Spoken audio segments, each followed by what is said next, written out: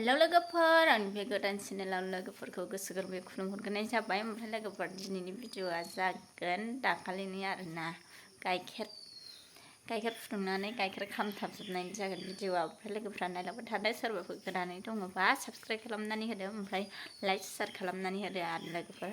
थ' बिदिबालाय भिडिअखौ स्टार्ट खालामनोसै। गाइखेर फुदुंनाया एसे रानथाबजोब्बाय नै, आयै नै मा जाखो बे नै रानथाबजोब्बाय नै, औवानो लाजाला नै, आयै नै सेस नै फिसालाखौ फुथुनायावनो सेस गथ'आ उन्दुनो ओंखारबाय, फुथुबाय नै गाबनायाव माबायदि नायो जायो नै, बावबायबायबाय ओमफ्राय नै एफा बुरजा गाइखेरबो सेरसेमोन लोगोफोर नै, रावबो लांफैयाखैमोन। ओमफ्राय नायलाय आयै गथ'आ गाबबाय उन्दुनो, फुथुबाय नै माबायदि जाजोबखो नै लोगोफोर, गाइखेरानो खामथाबजोब्बाय। आयै आयै आयै मा जाखो दे बिदि, ओरैबायदि बावनानै थाखादों, आयौ आयौ आयौ दै होनानै आलि बावखाना बावासै नै खामथाबजोब्बाय नै सेसनो, थौआनो हांगारसो जाबाय नै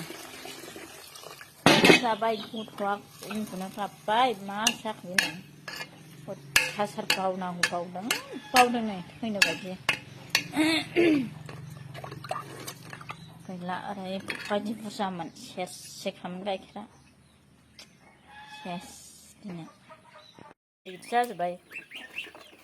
गाइखेर खर'आ नै खामथाबजोबनानै बिदि जाजोब्बाय नै, फाल्थिख बायदिसो जायो नै, बिदि जायो फिसाफोरजोंनो बावगोमालांनाय जायो नै। गथ'आ बेलासिमायना 2टा 3टासो जालायबाय, सानसुआव उन्दुथारो आंना फिसाया, मा जाखो बे नै लोगोफोर, जाफेराखैमोन आं बिदि, दिनै फाइनालि दिनैसो फार्स्ट टाइम बिदि जाफेरजादों आं, जाफेराखैमोन। गथ'आबो उन्दुनो ओंखारबाय, फुथुबाय बिदिसो जानानै होबाय, सेस फुथुबाय गाइखेरखौ उनावसो गोसोखांनानै नायहैबा खामथाबजोब्बाय नै, उन्दुलांलायलायबाय आंनि फिसाया, जा मोजां।